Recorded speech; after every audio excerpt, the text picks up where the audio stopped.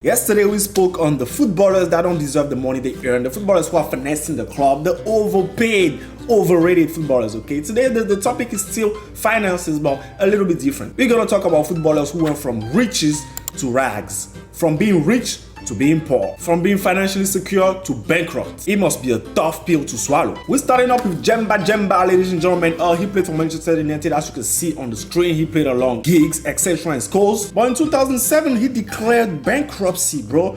I don't know the details on what happened, but obviously he spent most of his money. In those cases, you already know where the money went, bro. Luxury cars, flashy hotels, vacations, insane watches, rollies, APs, bust down.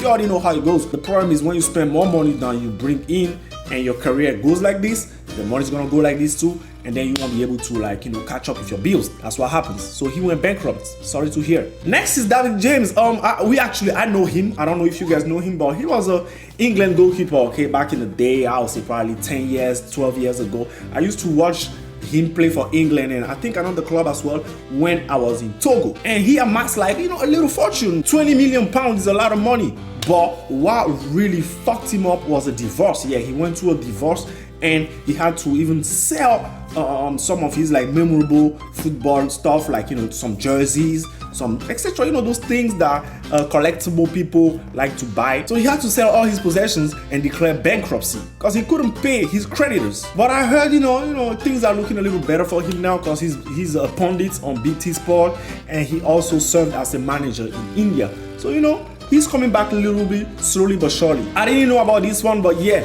Maradona filed for bankruptcy, I think in 2009.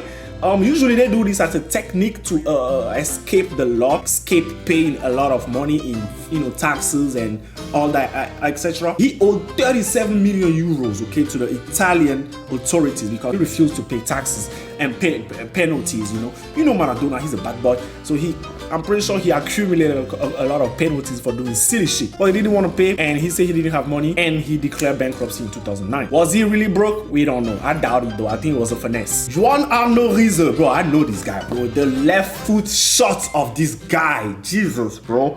The shot power on him is insane. We're talking about insanity. This guy actually went bankrupt while he was still playing for Liverpool.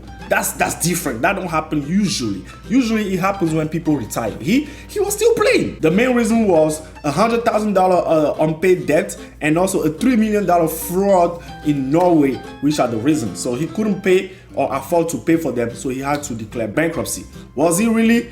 I don't know, because he was still playing for Liverpool and was making £50,000 a week. So what do you mean?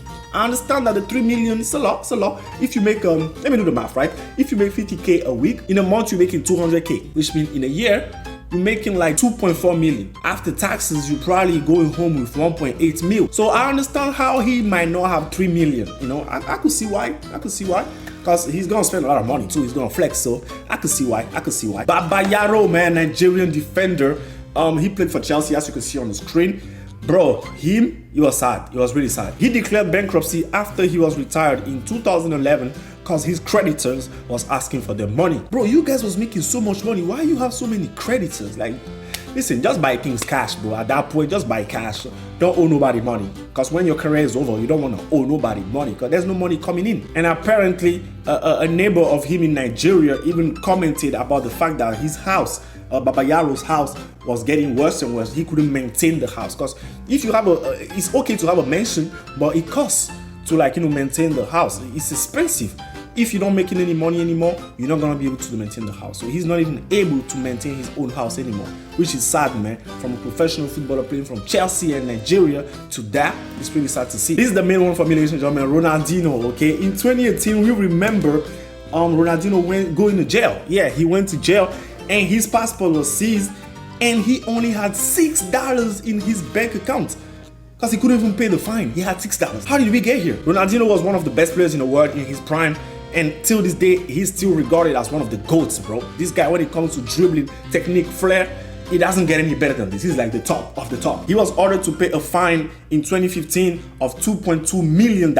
And when he got taken to court, well, they realized that he only had $6 in his bank account. Bear in mind, in his prime, this guy was probably worth like 70 million, okay? It's crazy. Obviously, right now, I think he's still, he's doing good now because when people hear that Ronaldinho is broke, people are not gonna let Ronaldinho be broke. He's such a legend. So I think people probably gave him some money, donations, and gave him, some opportunities. So I think Ronaldinho should be fine now. Ronaldinho cannot remain broke. It's impossible. That's it for today, ladies and gentlemen. Let me know in the comment section who I forgot to mention, or who is the actual football player that you think the way they spend money is not looking good and they might be broke soon. Okay, we're not wishing that on nobody, but let me know who you think it is. Okay, I will catch you tomorrow for another video. Like I told you guys, this week we're trying to go for 7 for 7. Okay, daily upload of the day, gang.